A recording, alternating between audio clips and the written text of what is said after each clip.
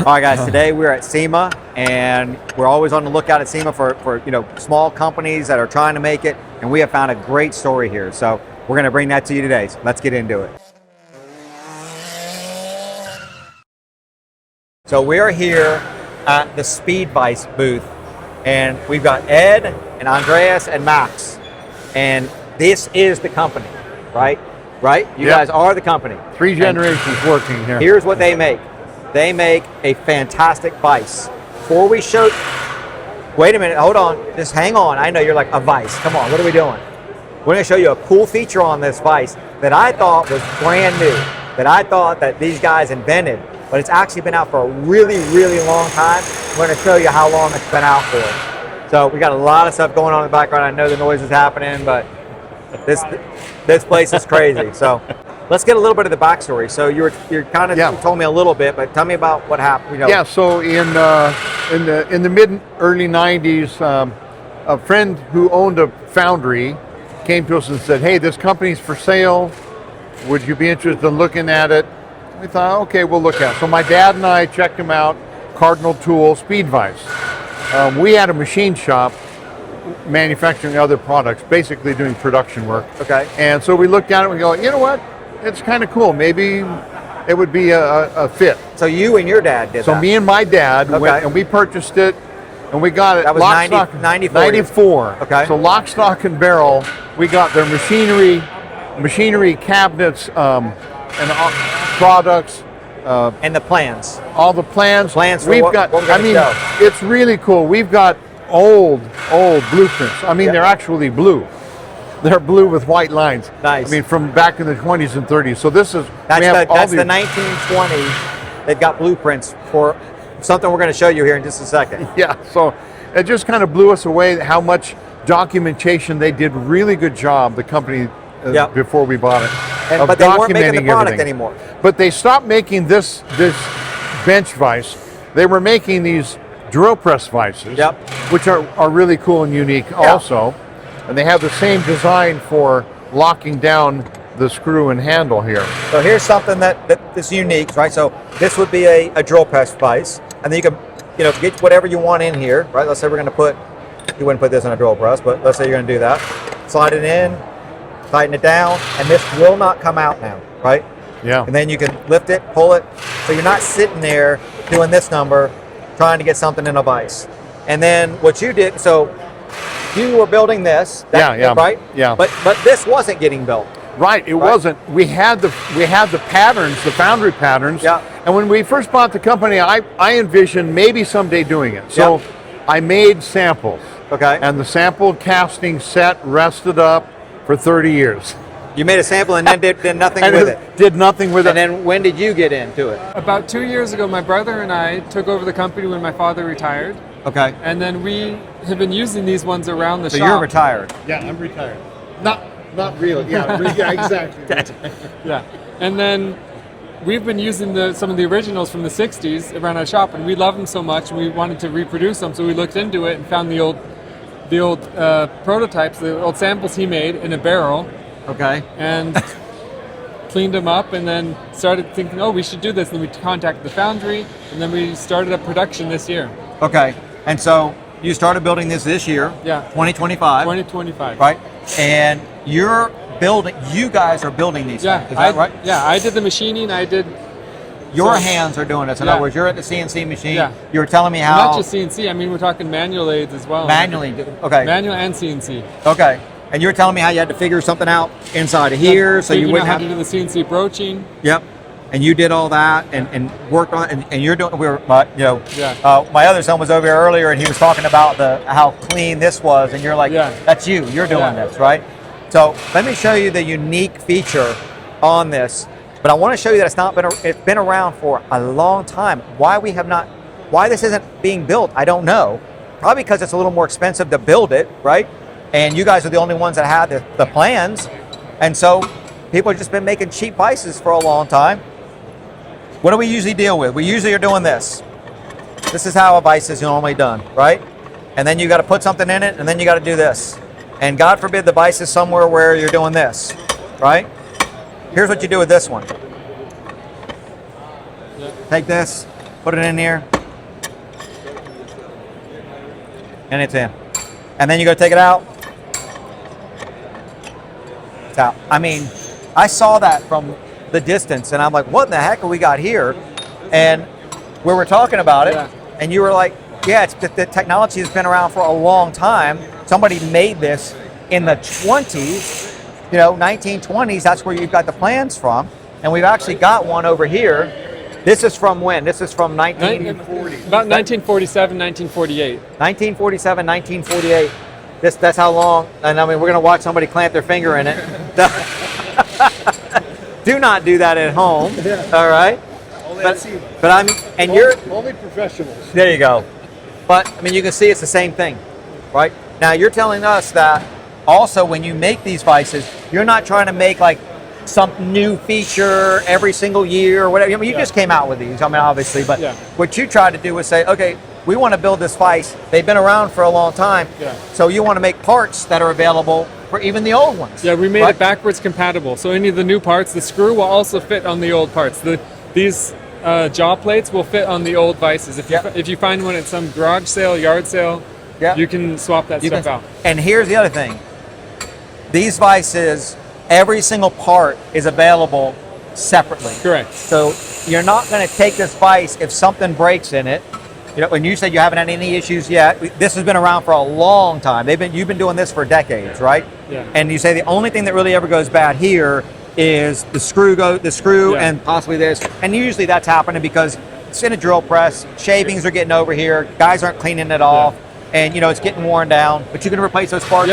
Same thing here. Same thing there. These parts are available. So you're going to buy the vice one time. Honestly, and you got a bigger one over here. So we've got a larger version. Got the brass jaws in this one, but they're interchangeable. Same exact thing. And if something ever breaks in it, you just order the part to fix it.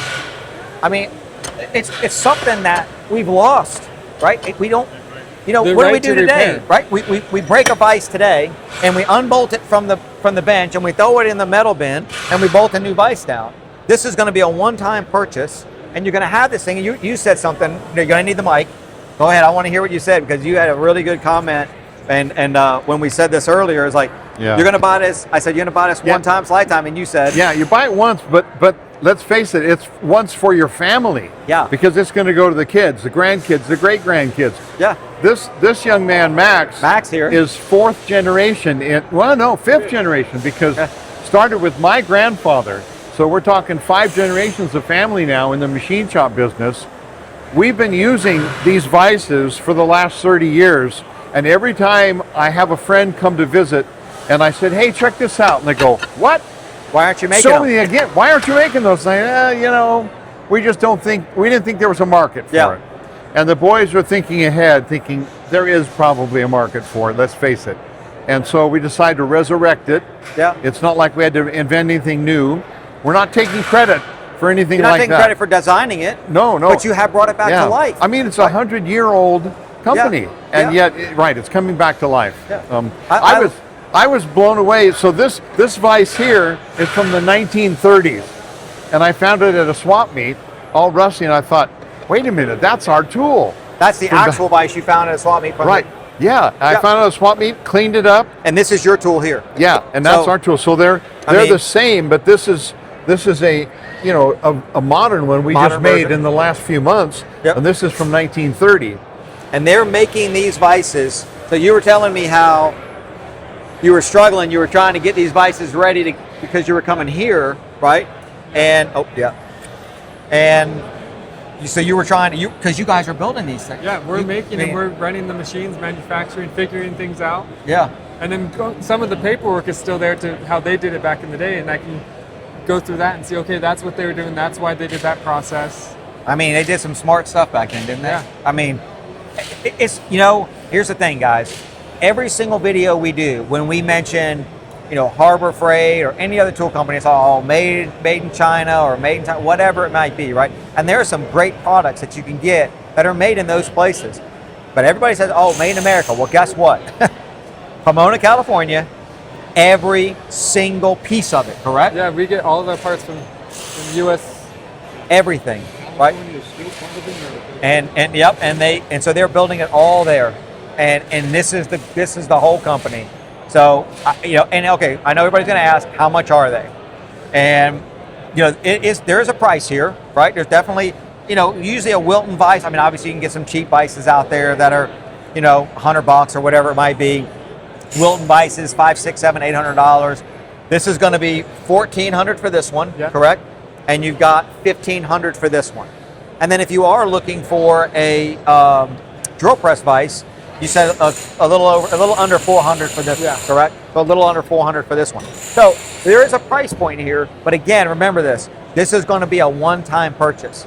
You're not going to have to replace this thing. If something does break in it, their guys are going to be there. You're going to call them up. I need this part, and they're going to ship it out to you. And you can repair a piece of your equipment. I mean, and that's something that we don't do. It used to be machine shops would fix stuff, and now we just throw stuff away. So I love this story. We have people with vices, the drill press from the 60s and 70s, asking, "Hey, I broke the screw. Can I get a new one?" And it still works. We easily swap it out. Yeah. So even pieces like this that were built at 60s and 70s, I hate to say this, I mean 50 years ago, right? Parts still available for it, and they're able to swap out a screw and not buy an entire piece of equipment and throw this away, right? They're able to keep it going. So.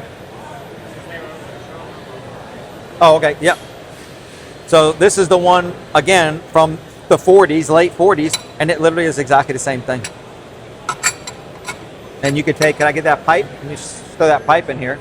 I mean, we don't have the pipe jaws or anything for this, but here we go. And then we want to take it out. I mean, it's such to me, a simple thing, but it seems simple, but sometimes that's the greatest inventions are the simple ones that, for some reason, that are obviously more difficult to manufacture. Yeah. I mean, this is going to be harder to manufacture than some regular vise, right? Which is why there's a cost involved in it, plus the cost that these guys are hand building every single one of these things. So I think it's a great story, guys. I really want, You want to say something? jump on. Yeah. Well, Yeah. well, I was going to say, what was I going to say? Welcome to my world. Well, yeah. So interesting too that there were a couple of years before that tool was built in the 40s. The Cardinal tool stopped building vices for the war effort. Okay. And we have documentation that we found. We bought the company going through all this paperwork, and we found brochures and whatnot. They were building gun parts for. Okay. Yeah. Okay. So they broke down and they joined the war effort during the war. As So, I mean, everybody did. that's not us, but that's the kind of company that Not this your is. company, it was a different company, but you bought that company. We inherited that heritage. Yes. And that's America. Yeah. You can't get any more patriotic than a Cardinal tool speed vise. I mean, really. So that was the name of the original one, was Cardinal tool. Yeah. Right? But Right. it's speed vise. Well, it's still Cardinal tool. Yeah, still Cardinal Still tool Cardinal speed tool, vise. Yeah, speed yeah. vise. Yeah. And you can jump on, and you got 15% off. Can we Yes. give them? Yes. So That's good. 15% off, That's guys. good for as long as you watch the video. Yeah. They don't have a time limit on that. So 15% off and Yeah. free shipping. So Yeah. free shipping is a big thing. These are not light. So the price includes the shipping. And I will tell you, sometimes you get something like a vise to ship, and you get a $400 vise, and then all of a sudden you're paying $200 shipping to get it. So free shipping with that. I think it's a great company, guys. Reach out to them. If you're looking for a vise, at least give them a shot, talk to them, and I would say we're going to get one. 100% we're going to get one for the shop. So probably get two of them, one for each shop. All right, guys, a great company. We love doing these kind of videos. If you liked it, you know what to do. Hit that thumbs up, hit that subscribe button, that bell notification so you know when we drop a video. Leave a comment down below and share this video. Appreciate you watching. See you in the next one.